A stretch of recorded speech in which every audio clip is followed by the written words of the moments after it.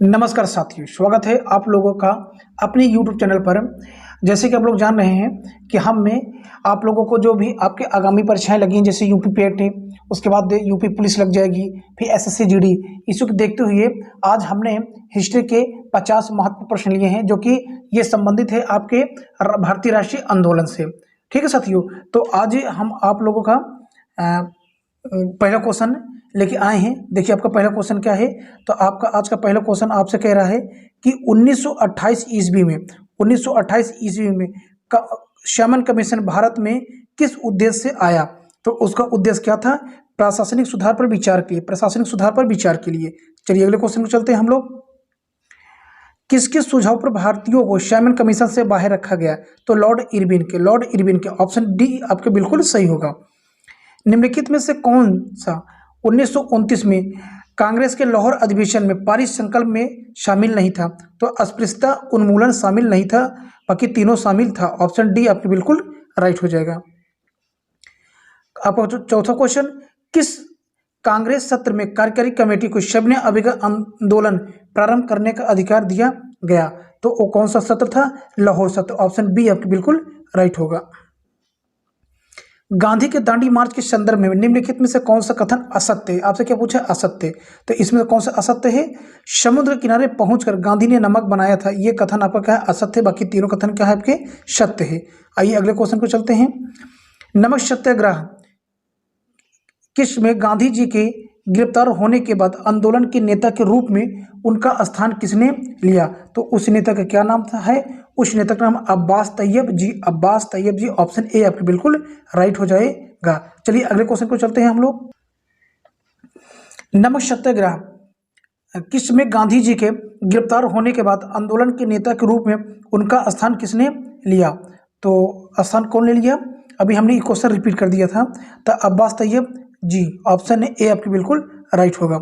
आइए अगले क्वेश्चन की ओर। महात्मा गांधी जी धर्षणा नामक के गोदाम पर कांग्रेस कर्ताओं के धावे के समय कहाँ थे? तो उस समय वो कहाँ पर थे? तो उस समय वो कहाँ पर थे?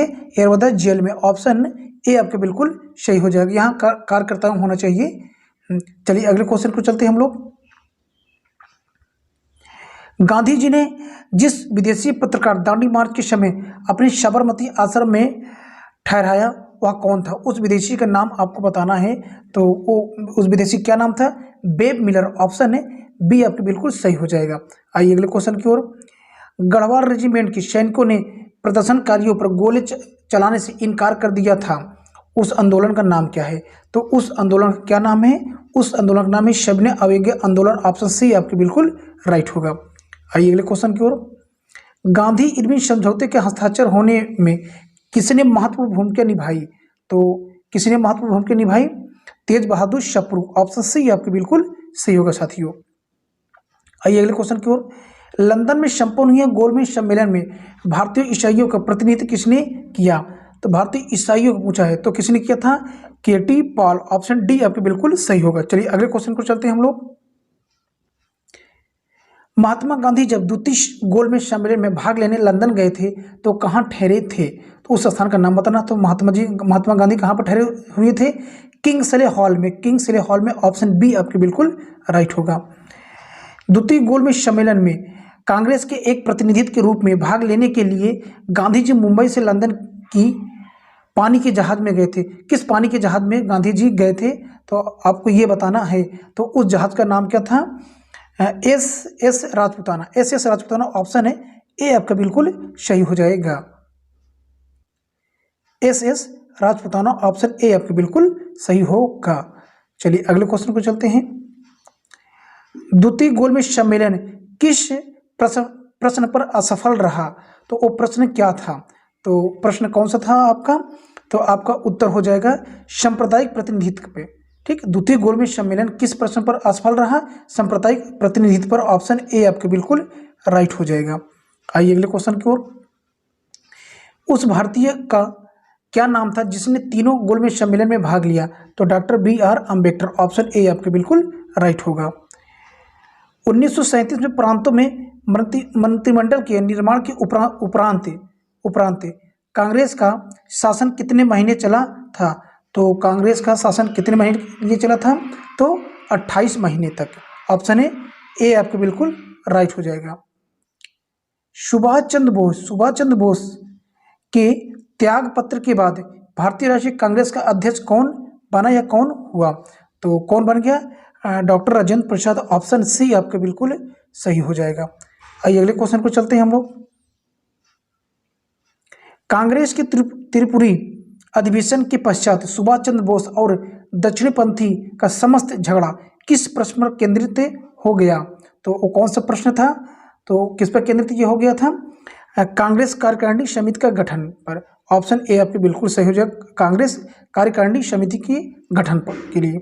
आइए क्वेश्चन को।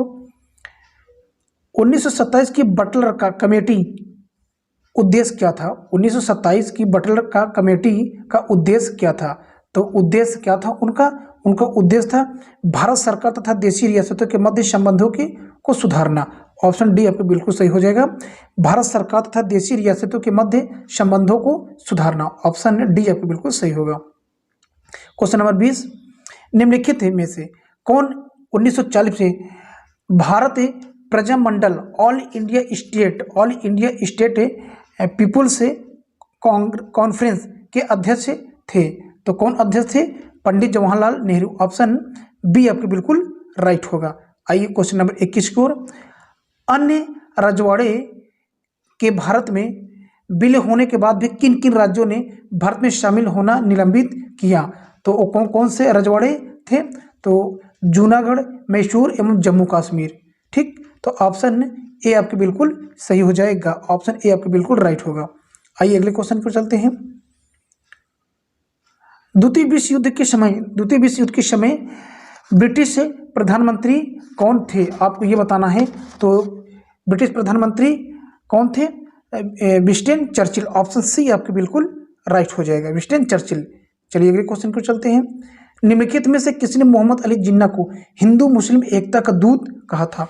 तो ये किसने कहा था? सरोजनी नायडू। ऑप्शन ए आपके बिल्कुल राइट होगा। मुस्लिम लीग ने भारत के विभाजन की मांग का प्रस्ताव अपने किन अधिवेशन में किया था? तो वो कौन सा अधिवेशन था? उस अधिवेशन का नाम था लाहौर अधिवेशन। ऑप्शन ए आपके बिल्कुल राइट होगा। वह कौन सी तिथि थी जब मुस्लिम लीग ने पाकिस्तान दिवस मनाया था? तो कौन सी तिथि थी? 5 फरवरी 1922 से 5 फरवरी 1922 को मुस्लिम लीग ने पाकिस्तान दिवस मनाया था। आइए अगले क्वेश्चन को चलते हैं।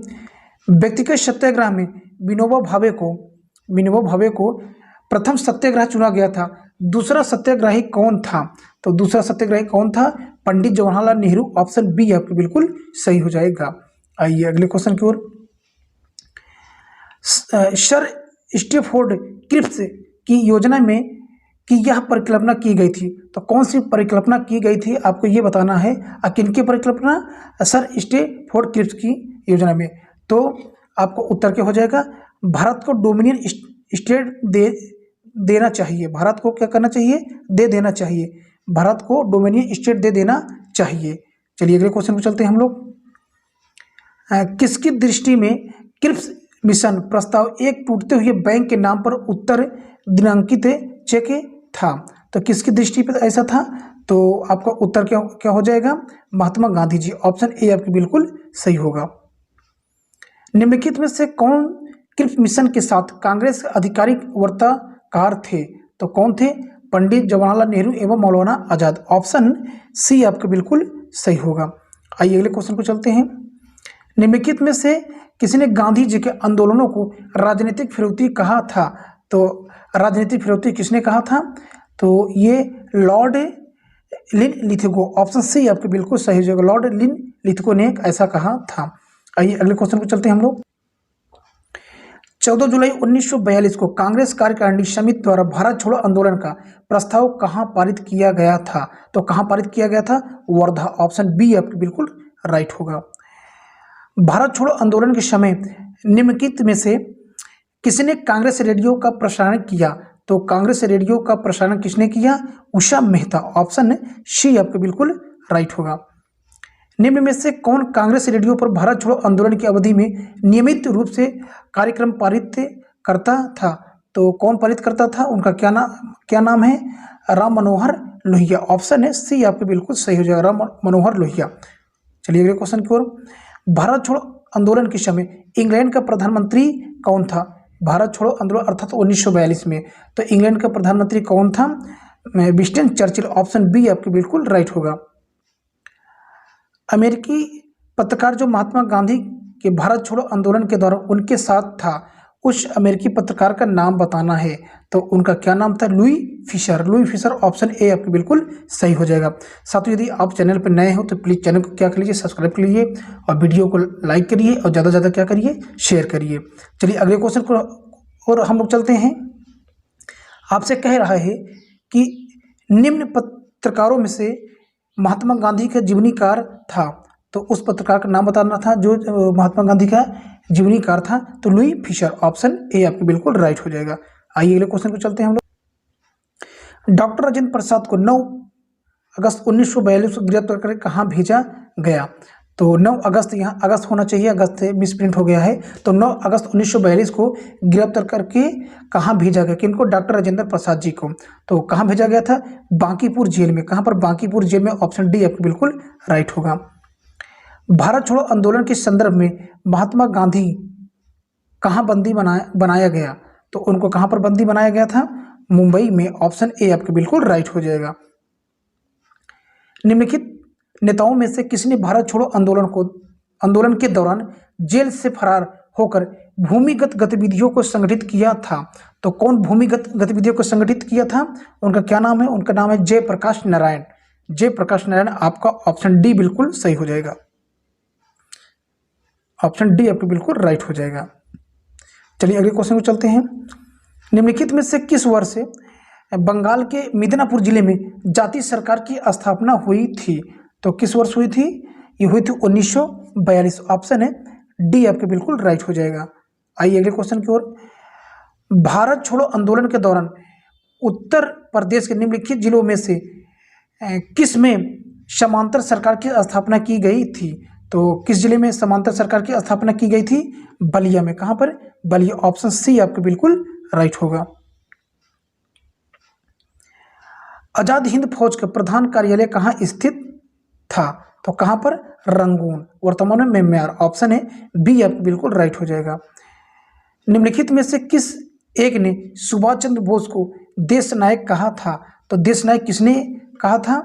तो रविन्द्रनाथ टैगोर, ऑप्शन सी आपके बिल्कुल सही। उन्होंने सुभाष चंद्र बोस जी को क्या बोला था? देश नायक।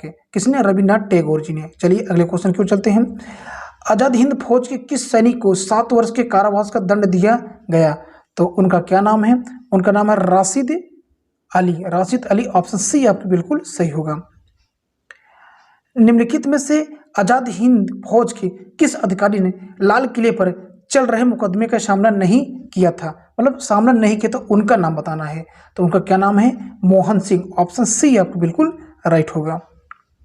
निम्नलिखित में से किसी ने 1945 आजाद हिंद फौज की ओर से लाल किले के मुकदमे में पैरवी कर रहे वकीलों की अध्यक्षता की थी?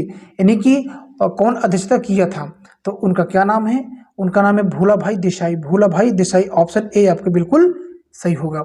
आइए अगले क्वेश्चन को चलते हैं। क्वेश्चन नंबर 47 की ओर चलते हैं। वर्ष 1945 में आजाद हिंद फौज के लाल किले में दिल्ली के मुकदमे की पैरवी निम्नलिखित में से किसने नहीं की थी? वहां पर पूछा था किसने की थी, यहाँ पर किसने नहीं की थी? तो सरदार वल्लभ भाई पटेल, ऑप्शन सी आपका बिल्कुल सही हो जाएगा। चलिए क्वेश्चन नंबर 48 की ओर अर्थात 48 की ओर। सुभाष चंद्र बोस का राजनीतिक गुरु कौन था? तो राजनीतिक गुरु उनका कौन था? CR दास, ऑप्शन बी आपके बिल्कुल सही होगा। 1946 के cabinet mission 3 cabinet mission 3 cabinet मंत्रियों से गठित था। कितने? 3 कैबिनेट मंत्रियों से गठित था। निम्नलिखित में से कौन इसका सदस्य नहीं था? तो इसका कैबिनेट मिशन 1946 का सदस्य कौन नहीं था? तो कौन नहीं था? Lord emery. Lord emery, option है डी आपके बिल्कुल राइट होगा। आइए लास्ट क्वेश्चन को चलते हैं हम लोग। कांग्रेस के निम्नलिखित नेताओं में से कौन एक कैबिनेट मिशन योजना के पक्ष में पूरी तरह से था? तो कौन था? महात्मा गांधी, ऑप्शन ए आपके बिल्कुल राइट हो जाएगा। तो साथियों इस तरीके से हमने आप लोगों को 50 क्वेश्चन जो कि कहाँ से लिए गए थे? भारतीय राष्ट्रीय आंदोलन से लिए गए थे, जो कि बहुत ही महत्व है। आप इसको पेपर देने से पहले एक बार जरूर इसको देख के जाइएगा, ताकि आपको ज़्यादा से ज़्यादा क्या हो सके, लाभ मिल सके। और मैं इस बात से गारंटी देता हूँ इसमें से एक क्वेश्चन तो आपका फंस ही जाएगा, आ ही जाएगा। तो चलिए साथियों, अब इसी पे हमें क्लास को ओवर करते हैं।